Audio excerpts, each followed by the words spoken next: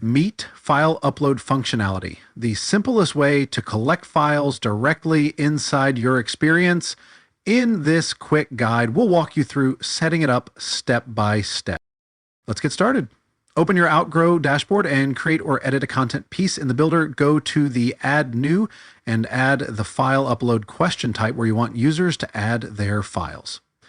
Click the File Upload question to open its settings. Choose what file types are allowed, like images, PDF, document, Excel, video, vector graphics, or audio. You can also add short description to guide users. You can also configure the advanced settings based on your requirements. When you're ready, click Go Live and then Publish Changes. Share your experience using a public link or embed it on your site.